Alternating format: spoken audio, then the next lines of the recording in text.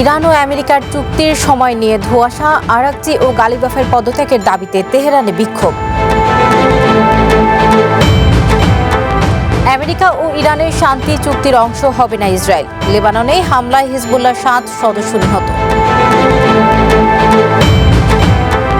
এবং নেপাল থেকে বাংলাদেশে আসছে না বাড়তি বিদ্যুৎ, অনুমোদন মেলেনি ভারতের, বলছে কাঠমান্ডু পোস্ট।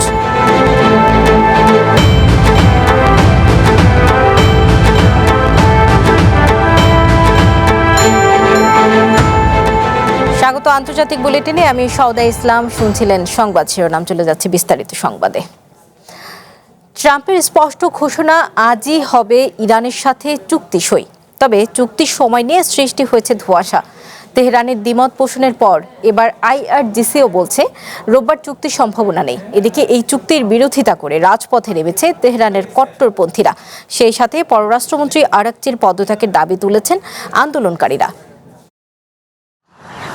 চুক্তির খুব কাছে এসেও আমেরিকা এবং ইরানের সমঝোতা নিয়ে সৃষ্টি হয়েছে ধোঁয়াশা। ট্রাম্প তার ৮০তম জন্মদিনে সুখবর দিতে চান। তিনি ঘোষণাও দিয়েছেন আজই এই চুক্তি হবে। এদিকে মধ্যস্থতাকারী পাকিস্তানও এই পূর্বাভাস দিয়েছে, যদিও চুক্তির চূড়ান্ত সময় ঠিক করা নিয়ে দ্বিমত পোষণ করেছে তেহরান। শনিবার ইরানের পররাষ্ট্র মন্ত্রণালয় জানিয়েছে চুক্তি নিয়ে তাড়াহুড়া করবে না তারা। এরপরই আইআরজিসি বার্তা দেয় ইরানি আলোচকরা এখনো সমঝোতা চুক্তিটি চূড়ান্ত করেনি। সেখানে ট্রাম্প অস্বাভাবিকভাবে চুক্তি সইয়ের জন্য চাপ দিচ্ছেন। বিপ্লবী গার্ড বলছে আজ ট্রাম্পের জন্মদিন, তিনি তার জন্মদিনে চুক্তি করে এটিকে একটি প্রচারণা হিসেবে ব্যবহার করার পরিকল্পনা করছেন। আমেরিকার গণমাধ্যম অ্যাক্সিওস বলছে পাকিস্তান, কাতার, মিশর, তুরস্কের মধ্যস্থতায় হওয়া আলোচনার অংশ হিসেবে ভার্চুয়াল বৈঠকে এই সমঝোতা চূড়ান্ত হতে পারে।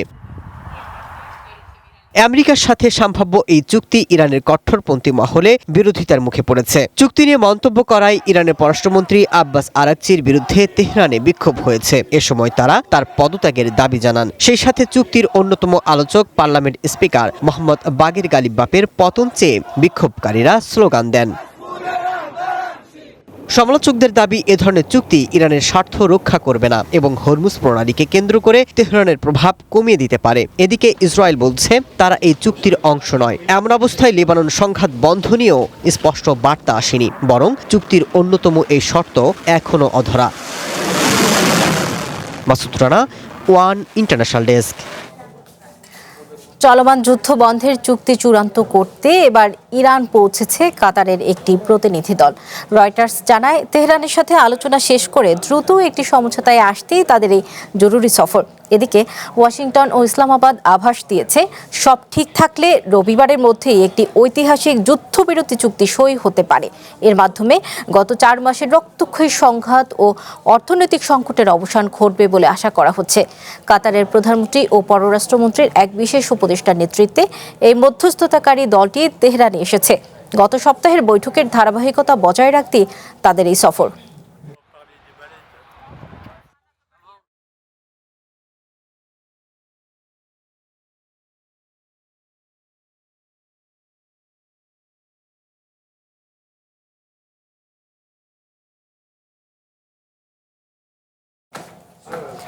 আমেরিকা ও ইরানের মধ্যকার শান্তি চুক্তির অংশীদার হবে না ইসরায়েল।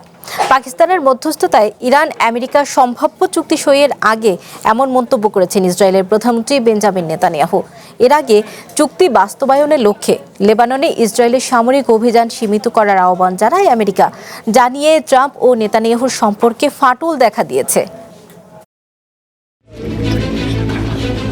চারিদিকে গুঞ্জন, রবিবার বহু কাঙ্ক্ষিত শান্তি চুক্তির স্বাক্ষর হতে পারে আমেরিকা ও ইরানের মধ্যে। মধ্যস্থতাকারী দেশ পাকিস্তান ও আমেরিকার প্রেসিডেন্ট সমঝোতার বিষয়টি নিশ্চিত করলেও ইতিমধ্যেই তা নাকচ করে দিয়েছে তেহরান। এমন সব দোলাচলের মাঝেই নিজের অবস্থান আবারও স্পষ্ট করে ইসরায়েলের প্রধানমন্ত্রী বেঞ্জামিন নেতানিয়াহু জানান তিনি এই শান্তি চুক্তি প্রক্রিয়ার অংশ হবেন না। রয়টার্সের এক প্রতিবেদনে বলা হয় পাকিস্তানের মধ্যস্থতায় ওয়াশিংটন ও তেহরানের মধ্যে একটি সমঝোতা চুক্তির সম্ভাবনা তৈরি হয়েছে। এদিকে চুক্তির পরিবেশ তৈরির লক্ষ্যে লেবাননে ইসরায়েলের সামরিক অভিযান সীমিতার আহ্বান জানিয়েছে আমেরিকা।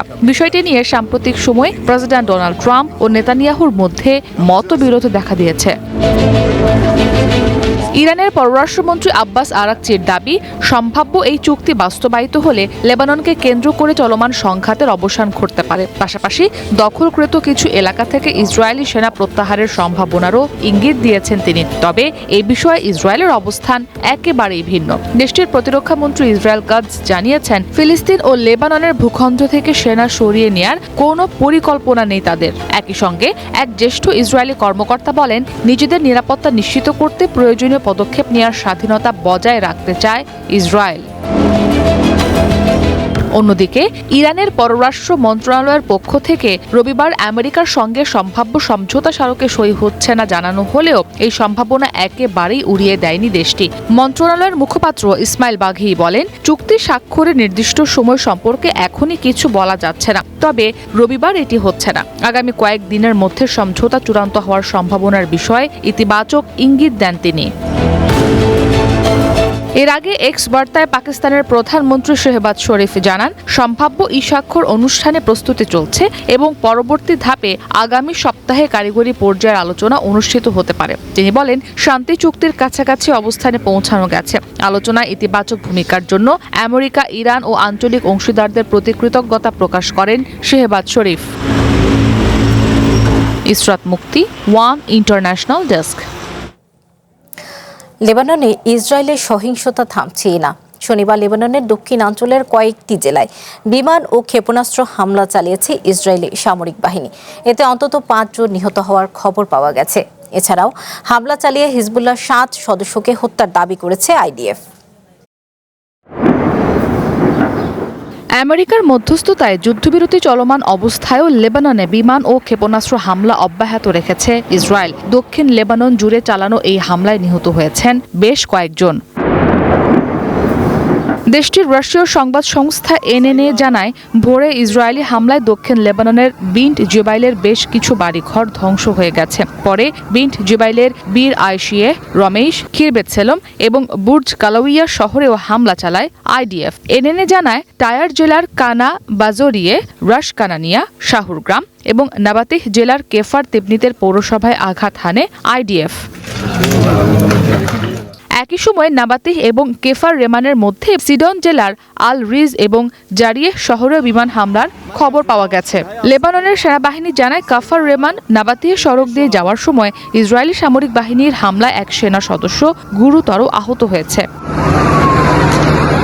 এদিকে হিজবুল্লাহর 7 সদস্যকে হত্যার দাবি করেছে দখলদার ইসরায়েল। শনিবার আইডিএফ জানায়, দক্ষিণ লেবাননে হামলা চালিয়ে তাদের হত্যা করা হয়। ইসরায়েল জানায়, তাদের সেনাবাহিনীর 551তম প্যারাট্রুপার ব্রিগেডের রিজার্ভ সেনারা হিজবুল্লাহর 2টি সেলকে শনাক্ত করে।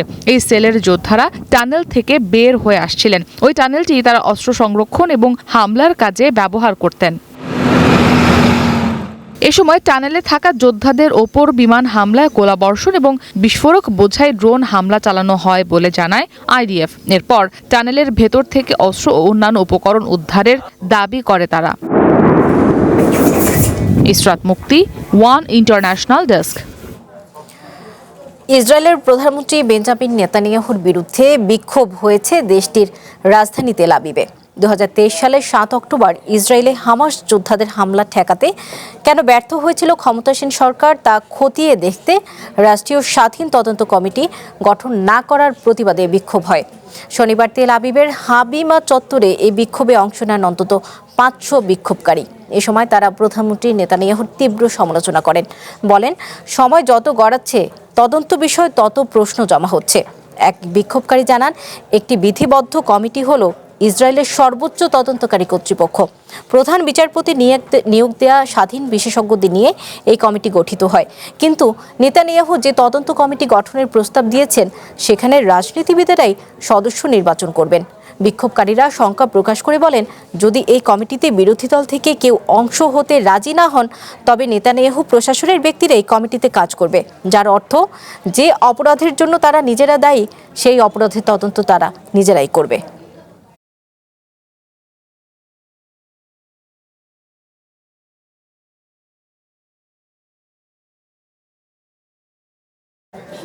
আন্তর্জাতিক বুলেটিনে নিচ্ছে একটি বিরতি, সাথেই থাকুন। একটি দেশের ভবিষ্যৎ গড়ে ওঠে তার ভিত্তি থেকে। তাই বিশ্বখ্যাত জার্মান ভিআরএম প্রযুক্তিতে কনফিডেন্স সিমেন্ট নির্মাণ করেছে নতুন প্ল্যান্ট। ইন্দোনেশিয়া থেকে আমদানিকৃত এ গ্রেড ক্লিংকারের সমন্বয়ে উৎপাদিত কনফিডেন্স সিমেন্ট কোয়ালিটি অ্যাসিওরেন্স ল্যাবে পরীক্ষিত প্রতিটি কণায় নিশ্চিত করা হয় সর্বোচ্চ মান। আর এই এ গ্রেড ক্লিংকারের কনফিডেন্স সিমেন্ট পৌঁছে যাবে বাংলাদেশের প্রতিটি শহর ও গ্রামে, প্রতিটি প্রান্তে, বাংলাদেশের হৃদয় জুড়ে।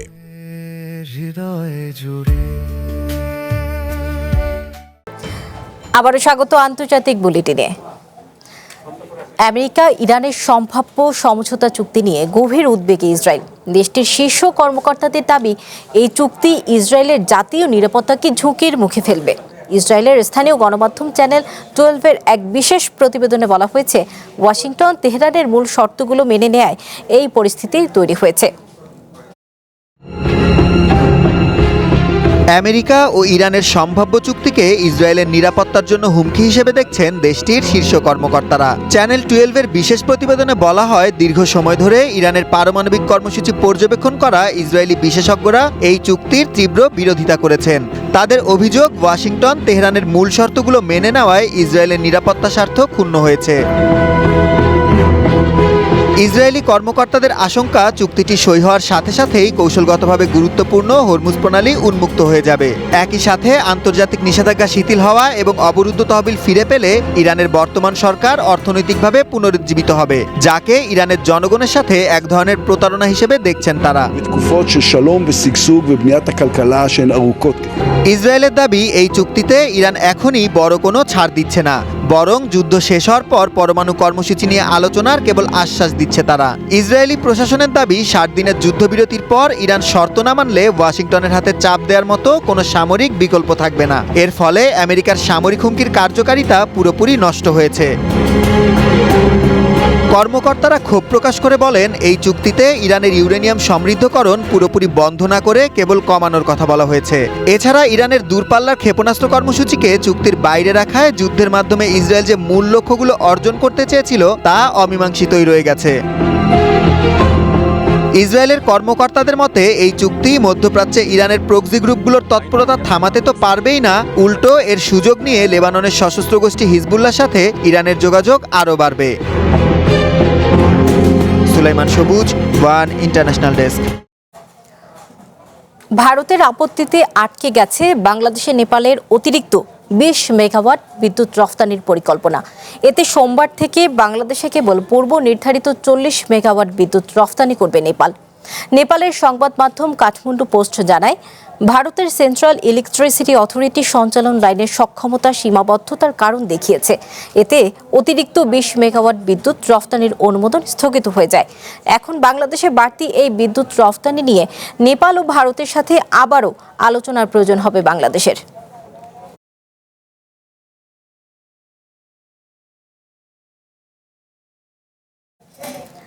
বিশ্বের প্রায় 150 বায়োলজিক্যাল ল্যাবরেটরিতে আমেরিকার অর্থায়নের অভিযোগ তুলেছেন দেশটির ন্যাশনাল ইন্টেলিজেন্সের সাবেক পরিচালক তুলসী গ্যাবার্ড।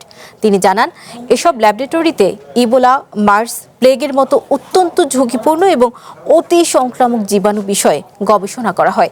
এমন তথ্য প্রকাশের পর নড়ে চড়ে বসেছে ট্রাম্প প্রশাসন। বিশ্বের 30টিরও বেশি দেশে 120টির বেশি জৈব গবেষণাগার বা বায়োলজিক্যাল ল্যাবরেটরিতে আমেরিকা অর্থায়ন করেছে, এমন দাবি করেছেন দেশটির ন্যাশনাল ইন্টেলিজেন্সের সাবেক পরিচালক তুলসী গ্যাবার্ড। নতুনভাবে অবমুক্ত করা কিছু নথির বরাত দিয়ে এই তথ্য প্রকাশ করেছেন তিনি। এই গোয়েন্দা প্রতিবেদনের পর ডোনাল্ড ট্রাম্প প্রশাসন তাদের নীতিতে বড় ধরনের পরিবর্তনের ঘোষণা দিয়েছে।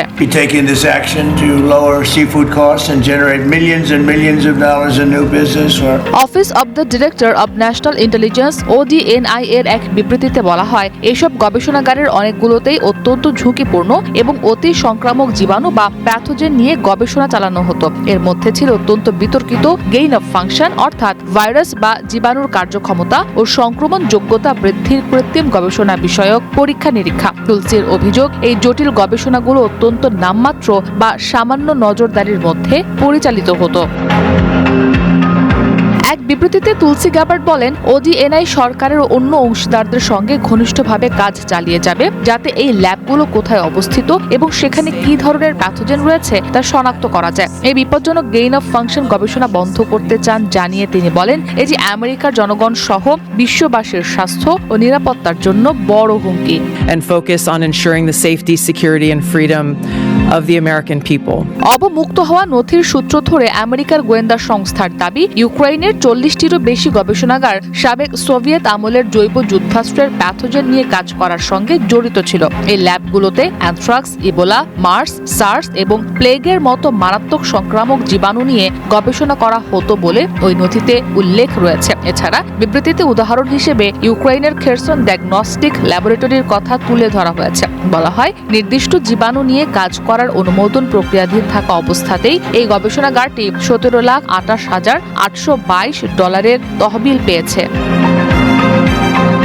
আমেরিকার সাবেক প্রশাসন ও শীর্ষ স্বাস্থ্য কর্মকর্তাদের তীব্র সমালোচনা করে গ্যাবার্ড বলেন, জৈব গবেষণাগারে বিপজ্জনক প্যাথোজেন নিয়ে গবেষণার বৈশ্বিক বিপর্যয় ডেকে আনার স্পষ্ট ঝুঁকি রয়েছে। তা সত্ত্বেও রাজনীতিবিদ, সাবেক প্রেসিডেন্ট বাইডেনের স্বাস্থ্য উপদেষ্টা ডক্টর ফাউসির মতো স্বাস্থ্য বিশেষজ্ঞ এবং বাইডেন প্রশাসনের জাতীয় নিরাপত্তা দলের সদস্যরা দেশটির অর্থায়নে পরিচালিত এই ল্যাবগুলোর অস্তিত্ব সম্পর্কে জনগণের কাছে মিথ্যা বলেছেন। এ সময় অতীতে যারা এই সত্য উন্মোচনের চেষ্টা করেছিলেন তাদের বিভিন্নভাবে হুমকি দেওয়া হয়েছিল বলেও দাবি করেন তুলসী গ্যাবার্ড। এই গোয়েন্দা তথ্য প্রকাশের প্রতিক্রিয়ায় প্রেসিডেন্ট ডোনাল্ড ট্রাম্প বিশ্বজুড়ে গেইন অফ ফাংশন গবেষণায় আমেরিকার ফেডারেল অর্থায়ন সম্পূর্ণ বন্ধের আনুষ্ঠানিক নির্দেশ দিয়েছেন। পাশাপাশি তুলসী গ্যাবার্ড দেশটির গোয়েন্দা সংস্থাগুলোকে একটি আনুষ্ঠানিক নির্দেশনাও দিয়েছেন যাতে দেশের বাইরে অবস্থিত এই ধরনের আমেরিকার অর্থায়নের সব ল্যাবরেটরি থেকে তথ্য সংগ্রহকে সর্বোচ্চ অগ্রাধিকার দেওয়া হয়। ইসরাত মুক্তি, ওয়ান ইন্টারন্যাশনাল ডেস্ক। আন্তর্জাতিক বুলেটিনে নিচ্ছে আরও একটি বিরতি, সাথেই থাকুন। একটি দেশের ভবিষ্যৎ গড়ে ওঠে তার ভিত্তি থেকে। তাই বিশ্বখ্যাত জার্মান VRM প্রযুক্তিতে কনফিডেন্স সিমেন্ট নির্মাণ করেছে নতুন প্ল্যান্ট। ইন্দোনেশিয়া থেকে আমদানিকৃত এ গ্রেড ক্লিংকারের সমন্বয়ে উৎপাদিত কনফিডেন্স সিমেন্ট কোয়ালিটি অ্যাসিওরেন্স ল্যাবে পরীক্ষিত প্রতিটি কণায় নিশ্চিত করা হয় সর্বোচ্চ মান। আর এই এ গ্রেড ক্লিংকারের কনফিডেন্স সিমেন্ট পৌঁছে যাবে বাংলাদেশের প্রতিটি শহর ও গ্রামে, প্রতিটি প্রান্তে, বাংলাদেশের হৃদয় জুড়ে।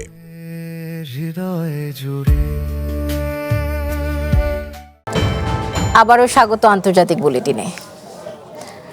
আলবেনিয়ায় আমেরিকার প্রেসিডেন্ট ডোনাল্ড ট্রাম্পের জামাতা জ্যারেড কুশনারের রিসোর্ট প্রকল্পের বিরুদ্ধে বিক্ষোভ অব্যাহত রয়েছে। চলমান এই আন্দোলনের অংশ হিসেবে রাজধানী তিরানার রাস্তায় বিক্ষোভ করছেন হাজারো মানুষ। অ্যাড্রিয়াট্রিক উপকূলের সুরক্ষিত ভিজুসা নর্তা জলাভূমিতে এই বিলাসবহুল রিসোর্টটি নির্মাণের পরিকল্পনা করা হয়েছে। পরিবেশবাদীদের সংখ্যা প্রকল্পটির কারণে ওই অঞ্চলের ঐতিহ্যবাহী ফ্লামিঙ্গো ও বিরল সামুদ্রিক জীববৈচিত্র্য বিলুপ্তির ঝুঁকিতে পড়বে। তবে আলবেনিয়ার প্রধানমন্ত্রী এডি রামা দাবি করেছেন, আইনি প্রক্রিয়া এবং পরিবেশগত নিরাপত্তা নিশ্চিত করেই এটি বাস্তবায়ন করা হচ্ছে।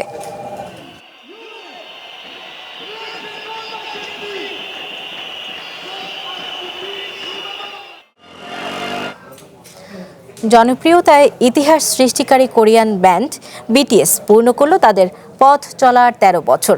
স্থানীয় সময় রবিবার সাউথ কোরিয়ার বুসানে এক বিশাল কনসার্টের মাধ্যমে এই বিশেষ দিনটি উদযাপন করল সেরা এই বয় ব্যান্ড, যেখানে সশরীরে উপস্থিত ছিলেন লাখো ভক্ত আর অনলাইনে যুক্ত হয়েছিলেন 191টি দেশের কোটি কোটি মানুষ। বিশ্ব সঙ্গীতের ইতিহাসে একটা বিপ্লব এনেছে কোরিয়ান পপ ব্যান্ড বঙ্গটান বয়েজ বা BTS। 7 সদস্যের এই ব্যান্ড নো মোর ড্রিম গানের মাধ্যমে পা রাখে সঙ্গীত ভুবনে। এই ব্যান্ডের আই নিড ইউ গানটি প্রচুর জনপ্রিয়তা পায়। ব্যান্ডের প্রথম আমেরিকান শো ছিল 2017 সালে মিউজিক্যাল অ্যাওয়ার্ডে। এরপর তারা জায়গা করে নেয় ফোর্বস ম্যাগাজিনের এশিয়ার প্রভাবশালী অনূর্ধ্ব 30-এর তালিকায়। গানের ভুবনে দীর্ঘ 13 বছর পূর্ণ করল বিশ্ব কাঁপানো BTS। রবিবার এই বিশেষ দিনটি উদযাপন করতে সাউথ কোরিয়ার বুসান এশিয়াড স্টেডিয়ামে জড়ো হয়েছিলেন তারা। দীর্ঘ 3 বছর 8 মাস পর নিজেদের শহর বুসানে ফিরল এই গানের দল। চলমান বিশ্ব ট্যুর অরিরাংয়ের অংশ হিসেবে আয়োজিত এই 2 দিনের কনসার্টে হাজির হয়েছিলেন প্রায় 1,10,000 ভক্ত। তবে উন্মাদনা শুধু স্টেডিয়ামের ভেতরেই সীমাবদ্ধ ছিল না। এজেন্সি বিগ হিট মিউজিক জানায়, উইভার্স প্ল্যাটফর্মের মাধ্যমে বিশ্বের 191টি দেশের কোটি কোটি ভক্ত ঘরে বসেই সরাসরি উপভোগ করেছেন এই কনসার্ট। 지금 이 순간 আমি আশা করি এখানে আমাদের সাথে থাকা এবং স্ক্রিনের ওপাশে থাকা প্রতিটি মানুষ এই মুহূর্তটাকে মন থেকে উপভোগ করছেন। এই মূল্যবান অনুভূতি শুধু এখানেই আর এই মুহূর্তেই সম্ভব। 감사합니다. বুসানের এই জমকালো আয়োজন শেষ করে বিটিএস এবার পাড়ি জমাচ্ছে ইউরোপে। আগামী 26 ও 27 জুন স্পেনের মাদ্রিদে কনসার্টের মধ্য দিয়ে শুরু হবে তাদের ইউরোপ সফর। H M Ataullah, one international desk. ওয়াশিংটনের জন এফ কেনেডি সেন্টার থেকে অপসারণ করা হলো ট্রাম্পের নাম। চলতি বছর মে মাসে দেয়া এক রায়ে ওয়াশিংটনের এই ঐতিহাসিক ভবন থেকে ট্রাম্পের নাম সরিয়ে ফেলার নির্দেশ দেন আদালত। ওই রায়ে বিচারক বলেন, জন এফ কেনেডি সেন্টারের নাম পরিবর্তনের ক্ষমতা কেবল দেশটির কংগ্রেসের রয়েছে। আমেরিকার রাজধানী ওয়াশিংটনে অবস্থিত John F Kennedy Center for the Performing আর্টসের বহির্বিভাগ থেকে প্রেসিডেন্ট ডোনাল্ড ট্রাম্পের নাম অপসারণ করা হয়েছে। শনিবার এই প্রতিষ্ঠানের পক্ষ থেকে জানানো হয়, ফেডারেল আদালত নাম পরিবর্তনের বিষয়টিকে অবৈধ ঘোষণার পর এই পদক্ষেপ নেওয়া হয়। কেনেডি সেন্টারের নির্বাহী পরিচালক ম্যাট ফ্লোকা জানান, ভবন ও প্রাঙ্গণে ট্রাম্পের নাম সংবলিত সব ধরনের সাইনবোর্ড সরিয়ে ফেলা হয়েছে। ওয়াশিংটনের স্থানীয় সময় শনিবার দুপুরের দিকে ভবনের বাইরের অংশে থাকা সাইনটি অপসারণের জন্য সাদা ত্রিপল দিয়ে ঢেকে ফেলা হয়। কেনেডি সেন্টারের পরিচালনা পরিষদ অবশ্য শেষ মুহূর্তে ট্রাম্পের নাম অপসারণ ঠেকাতে আদালতে আবেদন করেছিল, তবে বিচারক তা খারিজ করে দেন। ফলে নাম অপসারণের পথ সুগম হয়। এর আগে 12 জুন শুক্রবার রাতে শিল্পকলা কেন্দ্রটির বাইরে জড়ো হন উৎসুক জনতা।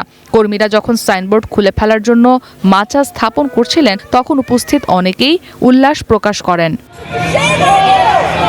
চলতি বছর মে মাসে এক রায়ে আমেরিকার ডিস্ট্রিক্ট জাজ ক্রিস কুপার শুক্রবারের মধ্যে ওয়াশিংটনের এই ঐতিহাসিক ভবন থেকে ট্রাম্পের নাম সরিয়ে ফেলার নির্দেশ দেন। 29 মের ওই রায়ে বিচারক কুপার বলেন, John F Kennedy Center for the Performing আর্টসের নাম পরিবর্তনের ক্ষমতা কেবলমাত্র দেশটির কংগ্রেসেরই রয়েছে। আদালতের রায়ের পর চলতি সপ্তাহের শুরুতেই কেনেডি সেন্টার তাদের ওয়েবসাইট থেকেও ট্রাম্পের নাম সরিয়ে দেয়। ইসরাত মুক্তি, ওয়ান ইন্টারন্যাশনাল ডেস্ক। এই ছিল আন্তর্জাতিক বুলেটিনে। একটু পরেই দেখবেন জেলা বুলেটিন। চ্যানেল ওয়ানের সাথে থাকুন, যুক্ত থাকুন আমাদের ফেসবুক পেজ এবং ইউটিউব চ্যানেলে।